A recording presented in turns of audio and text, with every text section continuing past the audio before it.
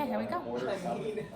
All right, so because I'm presenting, I'm going to go ahead and take off my mask. If you guys could come gather around, I'm just going to walk you through the procedure today. I'm already around. Please ignore this photo that's taken. Okay, so I'm going to start here.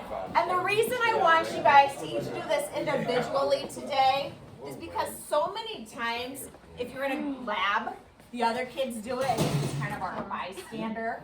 So I kind of like the idea of doing individual labs from time to time, just to make sure everybody gets practice and gives me a chance to observe and make sure there's no issues with your technique. Okay, so for single serve chocolate chip cookies, the first thing I've done is I've preheated my oven to 350 degrees. Now this oven is a little bit wild compared to the others. So if you're in this kitchen and the last time you were in here you were a freshman, this dial just turns to the temperature you want. It's digital, and then it just starts heating. So it's a little bit different from the other four that you hit bake and start. All right, now with butter, we're gonna measure 2 tablespoons of butter. When I bake, I like to use unsalted butter. Any ideas why that would be? You can add salt if needed. Yeah, you can control the amount of salt. Okay, if you're using salted butter, you got to keep that in mind when the recipe asks for additional salt, that the butter already has salt in it. In fact, once I accidentally bought salted butter and my girls were like eating butter one day and they're like, oh my gosh, this is so good. It was salted, so they got a little spoiled. Don't you guys ever sit around and eat butter? Never. Yeah, sneak some butter.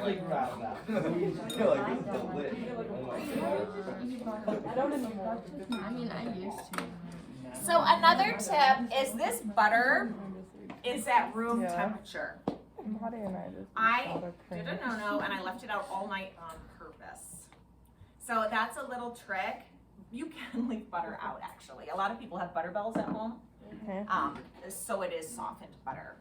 People will also do this with cream cheese. If you ever called into like a 1-800 hotline and asked, can I leave my cream cheese out all night? No. However, if you're gonna make cheesecakes or something like that, a little trick is to make sure that all your ingredients are at the temperature they need to be, and that's gonna be a lesson we'll work on too, which just came through with Betty Baker. Okay, so 2 tablespoons of butter softened. While I'm making sure my oven is preheated, sidetrack here, I want to lay a baking sheet out with parchment paper. Now all of my baking sheets that I want you guys to use are going to be in this cabinet. Whatever you do, don't use some stupid baking pan that looks like this. Always go for the industrial commercial grade lined edged. See the difference? This is restaurant quality, this is like grandma quality. So we want the restaurant grandma. Yeah, grandmas are fine, but we're gonna use these. And I'm gonna use parchment paper. Parchment paper is different than waxed paper in that parchment paper can go in the oven and it will not smoke or catch on fire because there's not wax on it. The parchment paper is located in the parchment paper cabinet. And when you take out a piece of parchment paper, it's actually a full sheet pan size. These are called half sheet pan sizes. So if you take the paper and you tear it in half, the parchment paper fits exactly on your baking sheet, okay? Because this is a industry standard size. Okay, back to what I'm doing here. So we're doing this by hand. A lot of times when you make cookies, thank you. A lot of times when you make cookies, you will use a mixer in class. However, for a single serve cookie today with our measuring practice, we're gonna do it by hand. So I got my butter. Next thing I'm gonna need is 2 tablespoons of brown sugar. And it tells me to cream my brown sugar and sugar with my butter first. One other oopsie, I haven't used brown sugar obviously in a while, because it was in that tub right in front of Shauna right there. And if you take the lid off, can you take the lid off? Yep. What do you see in there? No, there's no mold. It won't mold. It's probably hard. It's probably like marshmallows. Marshmallows. There's marshmallows. So this morning I was looking in there and the brown sugar had dried out. So I'm fixing it. You can use marshmallows, you can use bread, a slice of bread, your brown sugar. Growing up, my mom always had a slice of bread and the brown sugar. And the bread will become like toast, not toasted, but hard like toast, or a marshmallow, but it'll re-soften your brown sugar. So That's what we do for her. just a little fun fact. So I did find this, and this is bad, but it is still a little bit hard. We need to get through our brown sugar, kids. 2 tablespoons of this. Now it says firmly packed. So this is the fun sandcastle one. Wow, there are a lot of rubber squeakers in here. I'm looking for a kitchen shears. Oh, yeah, we don't find any this one. I know this one. Well, then I will just use my talons. All right, so 2 tablespoons of brown sugar, and we know it's accurate when it's packed in tight like a sandcastle. And I, a lot of times, just use the outside of the packaging or the side of the container, however you can get that packed in. Oh, that's right.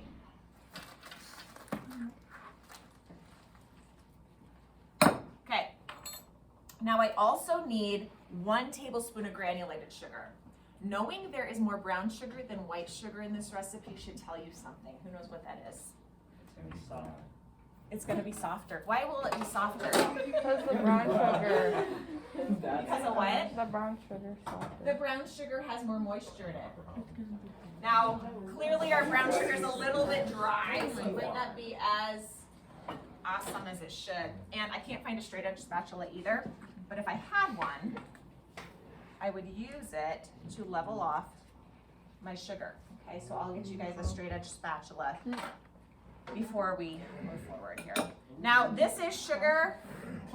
This one also says sugar, but it's flour. We were making biscuits and gravy, and I told my daughter I need a tablespoon of flour. She comes over. No, she brought back powdered sugar. That was it. And we made biscuits and gravy with powdered sugar instead of flour. So, do you guys remember Brandon Percifield? Yeah. I think a lot of you guys were probably in that class when he made the, was it, We made sugar cookies. Yeah. Sugar cookies. Yeah, it was. what did he What? use? Was it, he used powdered It was sugar powdered instead of sugar flour Yeah. for the sugar cookies. probably And they were did. so sticky. And I think I think it traumatized him. Like, It he would have got been good, low key. He felt so bad. All right, so I want to Okay. cream this together. Oh my god. We left him at the school. And when you do this, the purpose is actually to try to incorporate air as much as you can. Be sure you Oh. This is That very makes tricky. potato cookies. I know, that not. He has a big spot. Wow, bro. I like peanut butter. No, Brandon has Spotify, yeah. He on like Spotify and Cameron oh. I forgot about that. Yeah, Cameron struggled, yeah. His name's Kim Blood. I follow him on Instagram.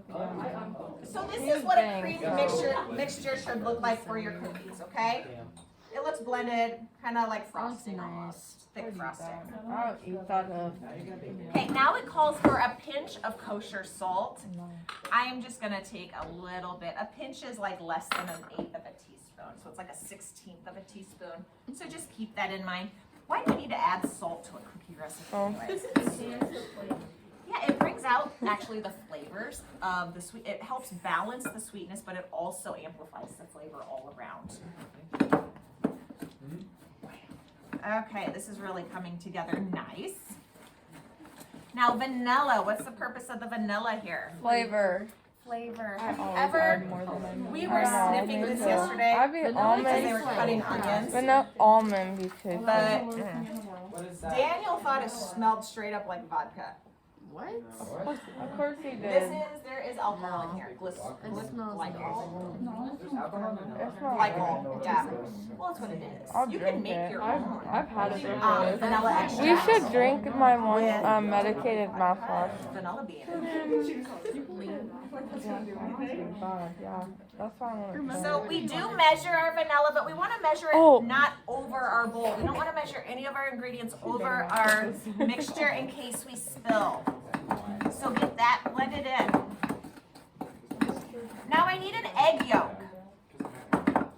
Egg yolks are super fun because they provide a lot of stability for the eggs. They also add extra moisture, color, and nutrition, but you gotta separate your egg.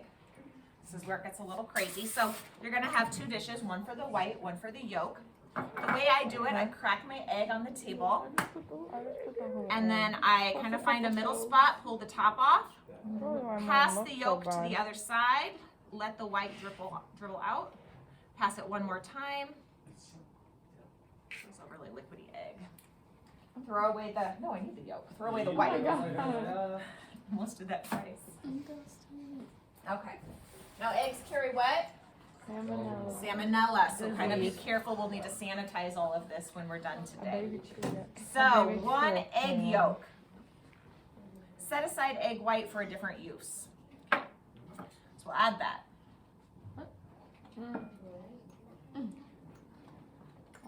So egg yolks actually contain lutein, which is excellent for your eyes. Huh? Yeah, vision. It also contains all the cholesterol and the fat of the egg. And the germinal disc, which is where the baby egg would sprout from. The yolk is not the baby egg, okay? The baby chick would come from the little white spot on the yolk. The yolk does not turn into a chicken. We've done lots of research on this. And it is not, yeah, a lot of people think the germinal disc is rooster sperm, and it is not rooster sperm. It is actually where, Just be some extra protein. yeah, whatever. Okay, so we're gonna stir in our yolk. Now, I need 1/4 of a teaspoon of baking soda, and baking soda is our leavening agent. This is going to react with acid, and yeah, this is just gonna react with acid. The baking powder reacts with heat and moisture. So the acid, we're not adding acid to this though, are we, like a vinegar? No. However, in baking, brown sugar and chocolate are considered alkaline enough to react with this. So 1/4 of a teaspoon of baking soda, again, need more time in this class. We're gonna level it off. Oh, buddy. And flour, 1/4 of a cup of flour. What the? So cute.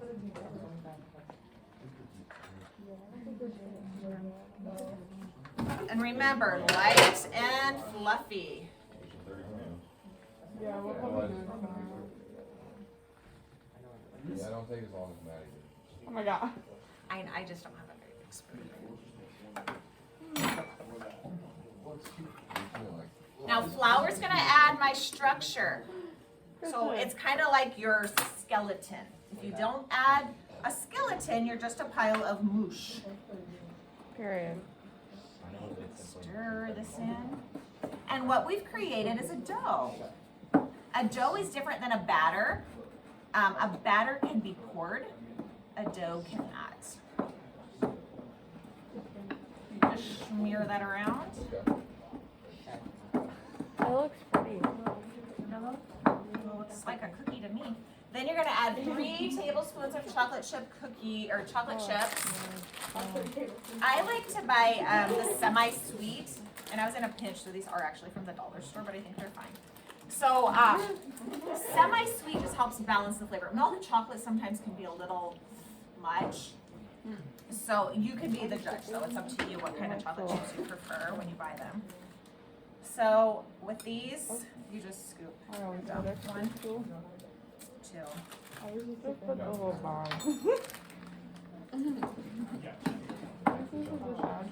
I know. I don't even measure. I don't even measure. I just pour it. Oh, it's so good. All right, so this is what your chocolate chip cookie dough should look like. Do I need to grease my parchment paper? No. I'm not going to. There's enough fat in this recipe that it should not stick. You guys all right? Yes, all right. You know the recording's on the website. I know. I've been saying weird stuff the whole time. I'm not surprised. Dang, that's gonna be a big cookie. They are big. Oh my What you God. do want to make sure though is that the sizes are the same whenever you make cookies, because if you have one tiny like kind of skimpy one and one larger one, one's going to be a little bit overcooked and one's going to be a little bit undercooked. So try to keep them as uniform as you can. Period. Period. Yeah. Make sure that they're several inches apart. When I put this in, that butter that's softened, it's at a pretty good temperature. As soon as I put it in the oven though, guess what? Yeah, the butter's gonna turn into a liquid. And it's gonna What time do cause you that leave to here? spread. That liquid and the heat, that's gonna help to activate this with the acid. And that's when the activation process is gonna start. It's gonna start to rise a little bit. The heat is gonna set it in place. So the heat is like hairspray. Okay, you get it to where you want it, and then you want the hairspray to take effect and hold it tight. And then it'll get golden around the edges and tops. How long do you cook those for? These are gonna cook for about 10 minutes. Shoot. I know, I think you guys are gonna have to do yours tomorrow, which means I'm gonna have to chill the butter and then pull it out I mean, again. at least it's the last day tomorrow. Now, I always put my cookies as in the middle as possible. So in this example, it's on the top rack of this oven. Make your own I'm gonna set my timer for 10 minutes. Now this oven, you get it to where you want it, and then you just, like, I'll it put beeps mine in before flashes freezing. 3 times, that just starts. Believe me, we know. Okay. And, Put it in before preheat. okay, so after 10 minutes, the edges will become kind of golden brown, you'll check for it. When you make cookies, like these kinds specifically, it's best to underbake them than to overbake them. Because when you take them out of the oven, they will continue cooking. It's kind of like meat in that sense. That pan is still hot, right? So that cookie is still setting on a hot surface, meaning it's still getting heat. It's still kind of losing moisture. And you're gonna get a chewier cookie. If you wait till it looks perfectly done in the oven, you pull it out, it's gonna probably be overcooked. So I usually subtract a minute or go for the minimum amount of cooking time and always check it. And it's something you'll learn just visually when it's done or when it's not.